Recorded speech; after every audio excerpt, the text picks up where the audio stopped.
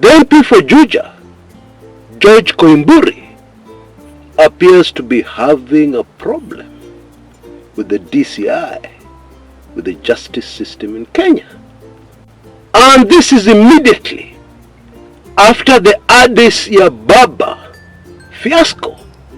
Oops, I meant Addis Ababa. And what is the legislator accused of doing? Well, it seems the legislator was just doing his job. And it appears that the government of Kenya just made a very emotional decision without first looking at the law. Maybe, just maybe, the decision was made by one of those class 6 dropouts that Rigathi Gachagua has been talking about. Because it came out very clearly that somebody had to scramble around and find a real legal issue to nail MP George Koimburi. And they ended up charging him with forging a certificate. Folks, there is too much drama in Kenyan politics just now. And then in a move that has shocked the world, Kenya plays host to one of the warring factions in the Sudan civil war.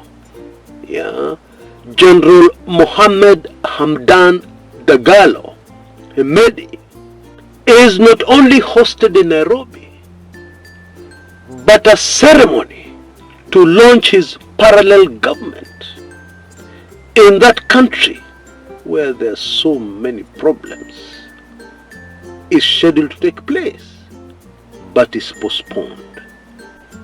And people say, what? How now? Of all diplomatic goofs, how do you make a goof like that one?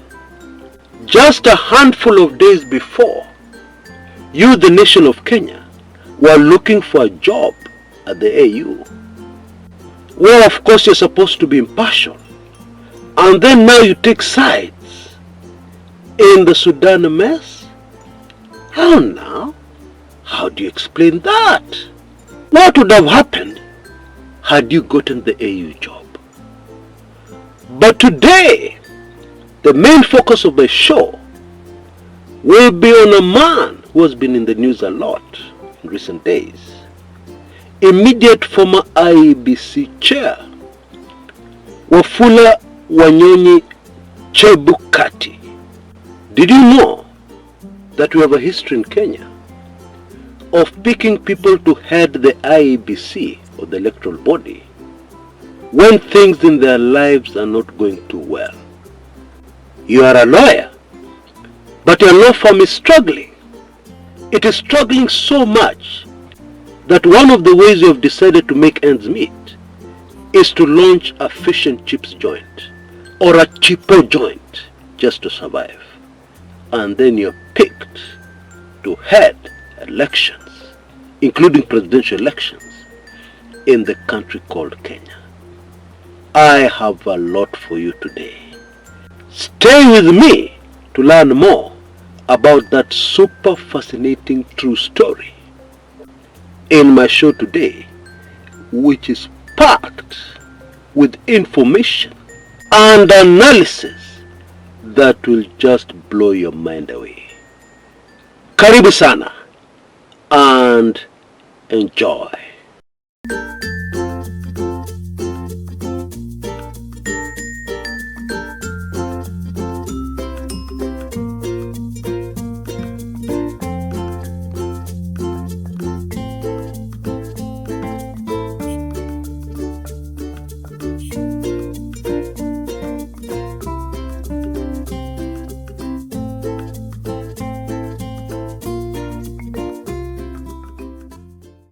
Welcome back. Now it would appear that we have a government in Kenya today that makes emotional decisions. Now isn't that dangerous? Because the MP for Juja, Bwana George Koimburi, was picked up by the DCI and accused of making some controversial, insightful statement, according to the prosecution, claiming that the budget for Raila's AU bid recently, which was not successful, was 13 billion Kenya shillings. That made somebody in government see red, and he was quickly picked up, and he was charged with something very interesting. Under the controversial cyber crimes law in the country, misusing the internet. That's the long and short of it. But then the problem, Honorable Koimburi is not a blogger. He's not. He is in fact a representative of the people.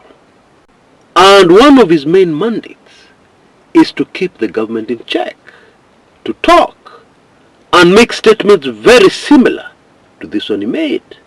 Well, somebody in government must have realized the blunder. And this is crazy.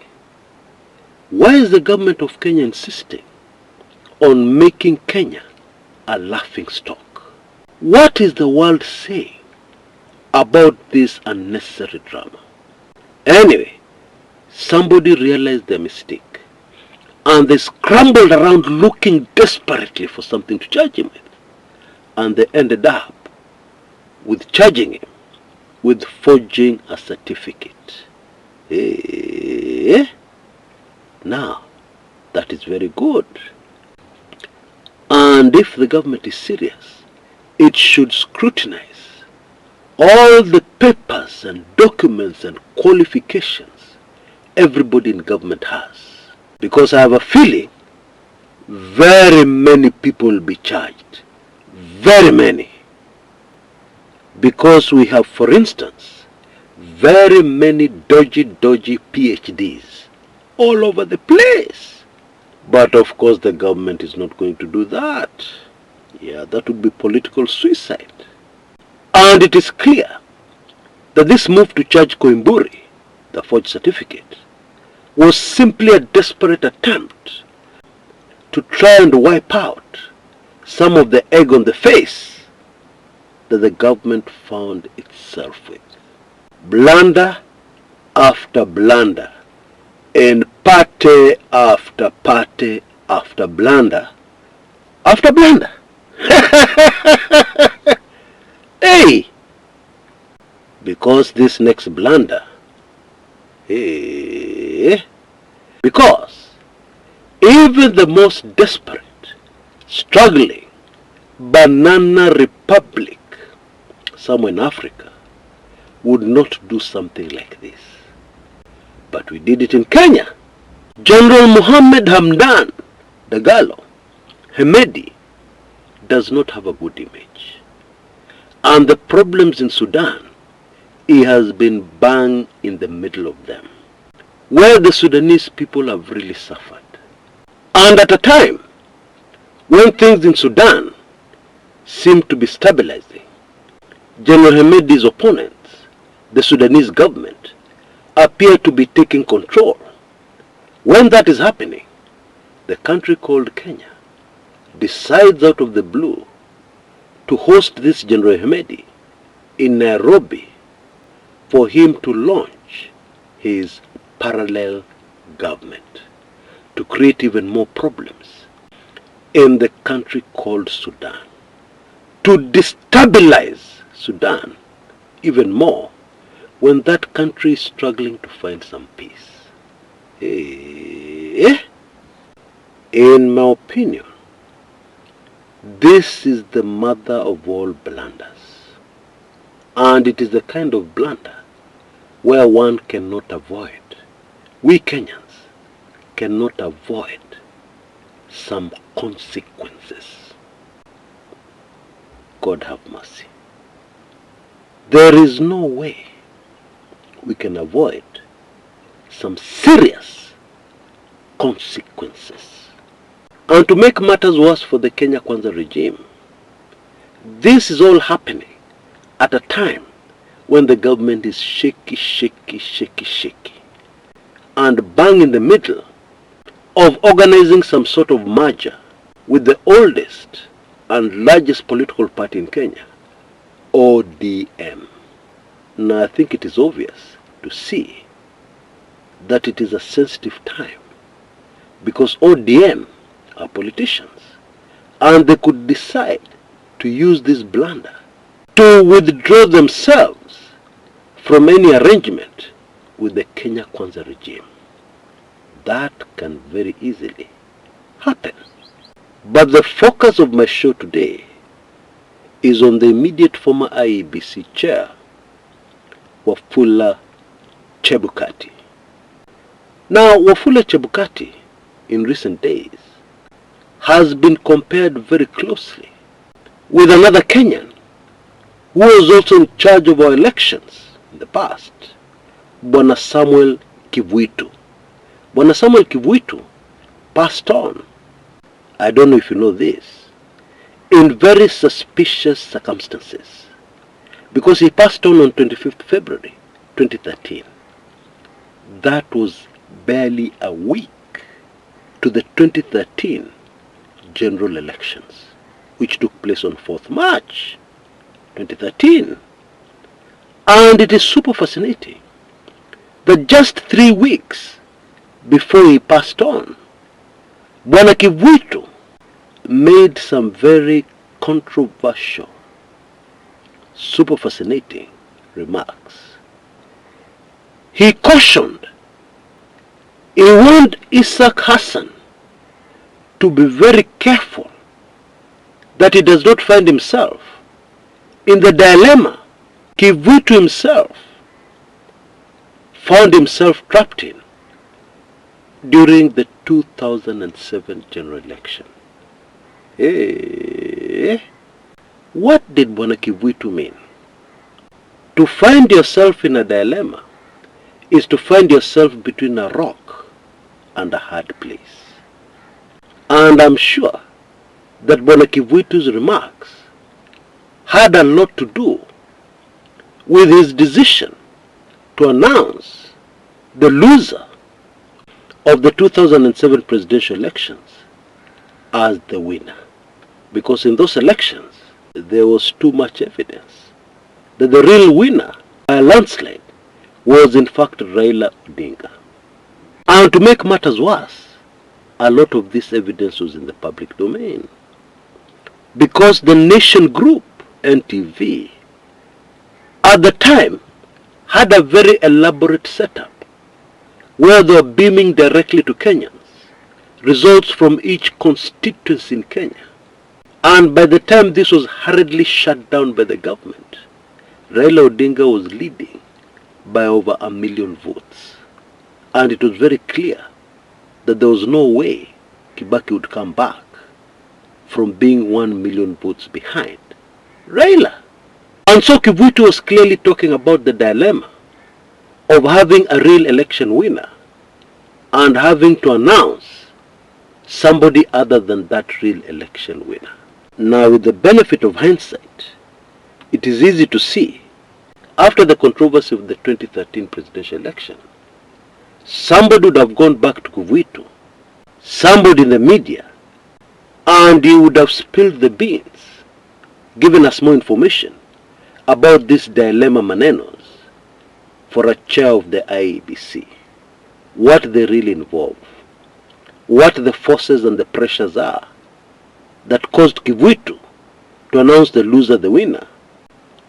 And many people would have been very quick to link Kivuitu's situation to the then situation of Isaac Hassan after the contested 2013 presidential elections.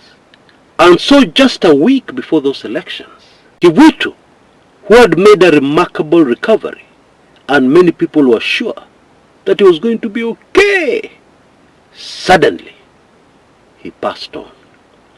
Those close to him did not mince their words. They said, no, something is wrong here. There is something very wrong here. But then at that time, Kenyans were very busy and very excited. The way Kenyans usually get very excited around general elections.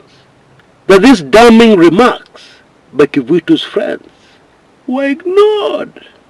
Now, one of the things that Kivuitu and Wafula Chebukati had in common is that both of them understood Kenyan politics intimately. Okay? You see, Bwana Kivuitu was a member of parliament for Parklands until the year 1983 when he lost that election. You know, it is no secret that when people lose elections, they always end up struggling financially. And Kivuitu was no exception. He quickly found out that his struggling legal firm could not support him. And so to supplement his income, he opened a fish and chips joint somewhere in the CBD, Nairobi. Of course, there's nothing wrong with that. It is a business like any other. Nowadays we call them cheapo joints. However, having been a member of parliament for a long time, people immediately knew that Kivuitu is drowning in debt. Kivuitu has serious financial challenges. And I believe that is the main qualification that persuaded President Daniel Toroitich arap Moi and his handlers to appoint him chair of the then Electoral Commission of Kenya. That was the previous name of the IEBC. But of course, after this appointment, Bwana Samuel Kivuitu's financial problems went away. And maybe Bwana Kivuitu had a lot more experience in politics than Wafula Chebukati, who vied unsuccessfully for parliamentary seat. But he was an active member of the ODM party. And he also owned a legal firm that was not doing too well. But my point is, in taking up the appointment as chair of the IEBC, Wafula Chebukati was not naive. He understood, I believe, a lot of the challenges he would face. And we even have evidence to prove this. Because during the 2017 general elections, Wafula Chebukati was very firm. And he seemed determined to do his job properly and do the right thing. And this is why he was in constant loggerheads with his village mate, the CEO of IEBC, Ezra Chiloba. But you see, we humans have a very serious problem that usually gets us into a lot of trouble. We like comparing ourselves with others. I believe Chebukati compared himself to Ezra Chiloba after the 2017 elections. Chiloba was doing very well. He got big state appointments. He continued to make big money. He was comfortable. And therefore it is quite likely that Bwana Chebukati called himself into a meeting and something changed.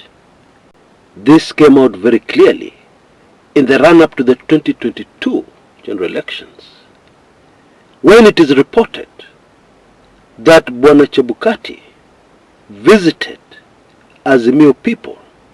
According to a man called Raphael Tuju, he visited Azimio people. Now, why would the IEBC chair do that? Maybe he was going to say jambo to Azimio. Maybe the private visit was to iron out details about the upcoming election. Aye, in a private visit.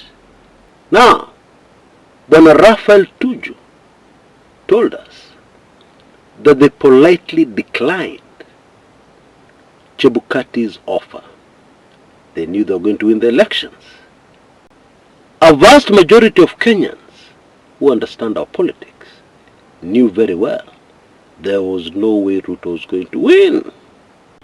And so it seems Chebukati went elsewhere, okay, because his very strange behavior in the 2022 presidential elections, where he announced results that were contested by over half of his colleagues, who were later hounded out of office immediately after the 2022 elections.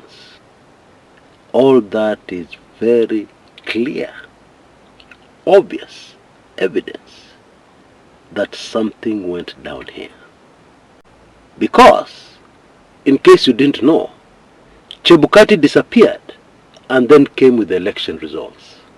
The election results were not generated in public at Bomas by the IEBC. No. He disappeared, and then when he came back, he said he had the results. That is what happened. With the benefit of hindsight, Chebukati was very naive. Hakupiga mahesabu yake vizuri. He did not do his political calculations correctly. Because it is more than obvious that after announcing such controversial elections, his life would be in danger. Because he had made himself a loose end. That was more than obvious. Because he could be called to give evidence somewhere. He could be forced to present evidence at some future date. And people would discover the truth. And therefore, it is no surprise that after announcing Ruto as the winner, Wafula Chebukati was never again seen in public. Never ever.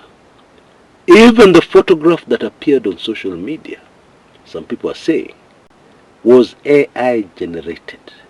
That was not Wafula Chebukati. And even more interesting, there is a controversial blogger who told us last year that Chebukati's will was executed. Last year. That's when this happened. But now in the year 2025 we are told that Chebukati is on a life support machine that can be switched off at any time. If there's anything you can learn from the life of one Wafula Chebukati, then it is the following. Never go into a game, especially a dangerous game, late in the day. It is very dangerous. Once you have taken your stand to do the right thing, it is extremely dangerous for you to change your mind late in the day. Very dangerous. I personally believe that is the lesson to take away from the life of Wafula Wanyonyi Chebukati. This is the last call for my latest special report, which reveals a lot of what is happening in the inner circle, confirmed by many things we have discussed today. Yeah, the presidency is suddenly a very lonely place, but there's some super fascinating things happening deep in the presidency, which we should not ignore. Indeed, which we should pay close attention to if we want to start guessing accurately what is going to happen next. And in this Kipindi Chalala Salama, strictly only for the next 24 hours, you'll be able to get this special report and all previous special reports for the crazy price of only Kenya shillings 1,999. So please rush, please take full advantage of this, and please do everything in your power to avoid being time barred. Yeah, because 24 hours from now is a very short time indeed. I believe you can see all the details in front of your screens right now. And all that is left is for you to take action quickly. Until next time, this is Chris Kumekucha.